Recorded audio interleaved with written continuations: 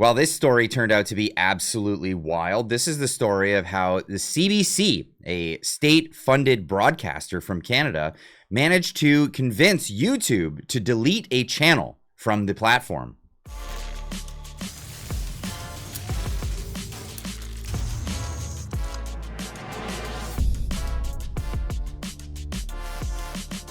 Ladies and gents, welcome back. Holy cow, we are getting into the real era of censorship here in Canada, and wow, some big companies are willing to comply with this. This being YouTube, the platform, taking down a channel for the accusations that have been thrown at it by CBC, the state-funded broadcaster. The CBC has expanded its role in Canada.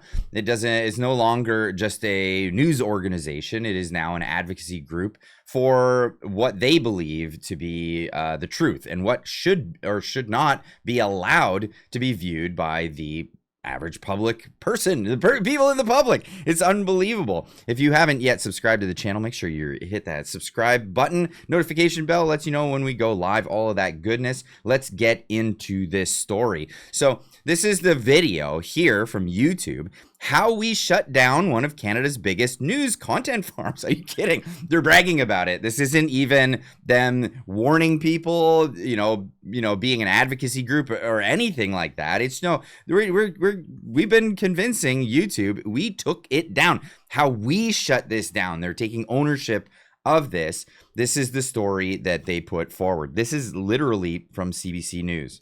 This is one of the most popular Canada-based news accounts on YouTube. But it's not really news. It's more like what people call a content farm. Right. So you're the arbiter of what is and what is not news. We get it. Okay. We'll break down the formula that makes it so popular. Now, here's the formula of where the anger came from. They got beat out. Real News Politics was killing them when it came to views, even though the sub count was way lower. If you look here, they only had 295,000, and I say only, that's a lot of subs, but nothing compared to the 4.2 million that CBC has, and barely gets any views on their content. This is jealousy. This is absolutely, you're being dominated on this platform, and they're upset about it. But here's how it is. One person with probably a laptop is beating them out, and this is really the crux of the situation. They're losing control of the narrative, but let them speak here. Popular, and try to find out who's behind this channel. Why would someone start a channel like this? Like, what's it for? It's for making money.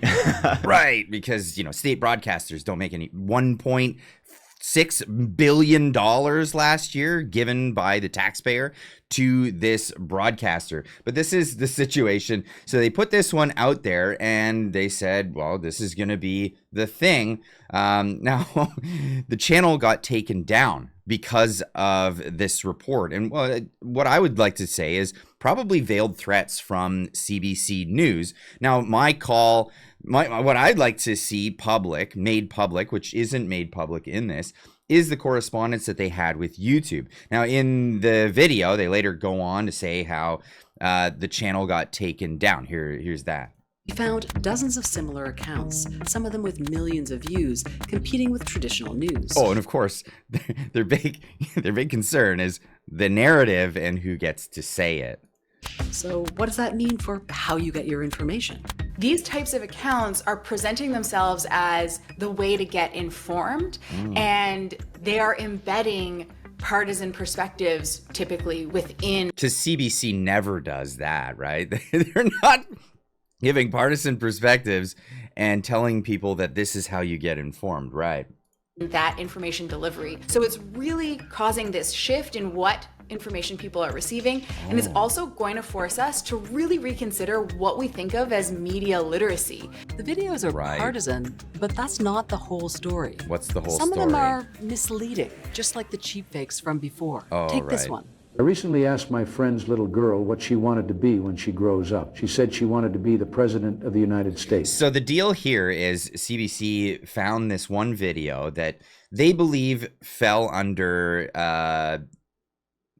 it wasn't, it was AI. It wasn't actually what Reagan had ever said, but somebody used AI to make Reagan say a thing that was attributed to him. There are many things that are attributed to other people that aren't necessarily things that they actually said. I think it's what was it? There's the one that everybody says the definition of insanity is doing the same thing over and over again and expecting different results. It's attributed to Einstein, but some people say that actually wasn't something he said. It's attributed to him, but if somebody made an AI, if somebody made an AI of Einstein saying that, now CBC is saying that they should be taken down under the auspices of one of the terms of service under YouTube. This is where they went after this channel for. Now, realistic-looking AI videos are supposed to be labeled on YouTube. We asked YouTube about... So it wasn't labeled. Now, was Real Talk's Politics actually given a chance to label it correctly? No. Listen here. The Reagan video and their approach to content farms. The next day, the channel was gone. Taken down because of YouTube's spam, deceptive practices, and scams policies.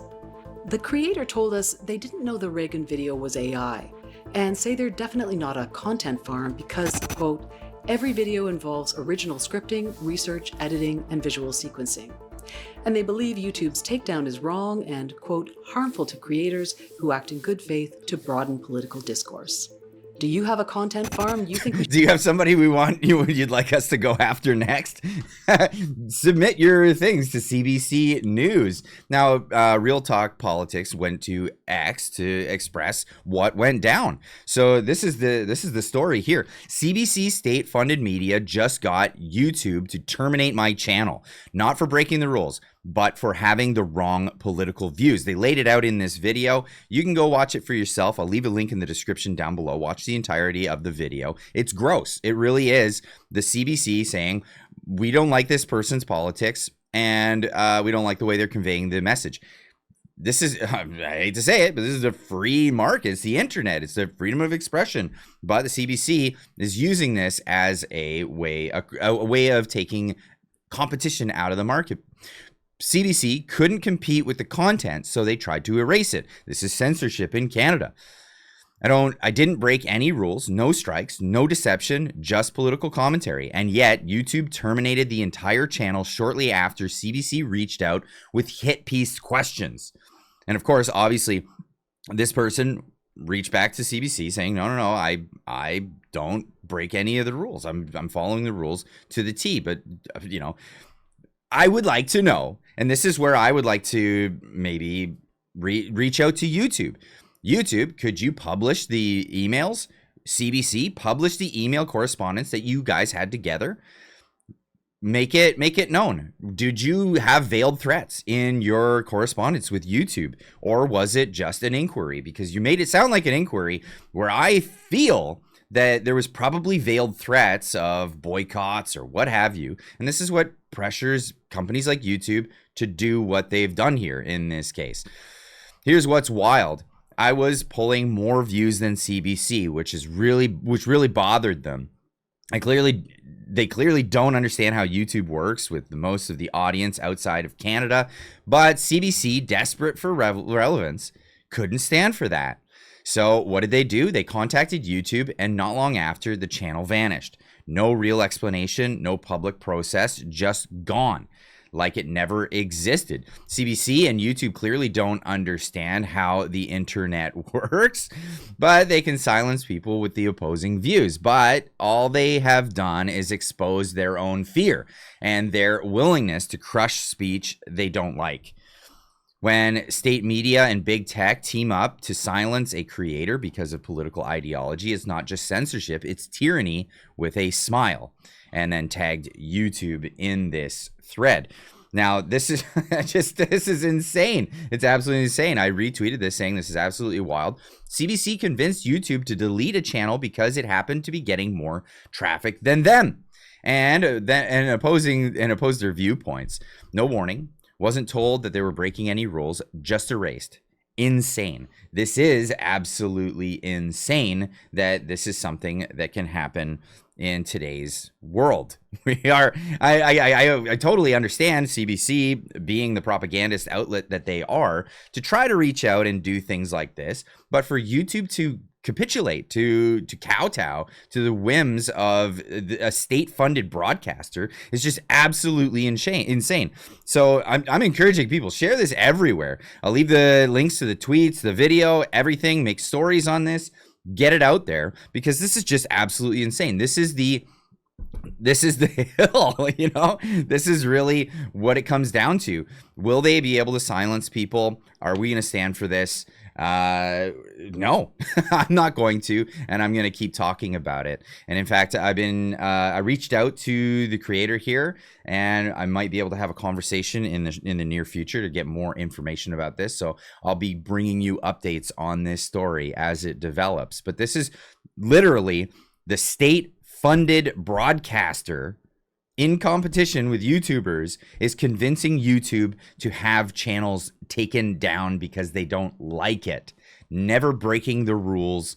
And even if there was a discrepancy with whether it should be labeled AI, you should give the opportunity to the creator to make sure that they can do that before any punishment is laid out. Let me know in the comments how you feel about this, and we'll see you in the next one. Keep on trekking.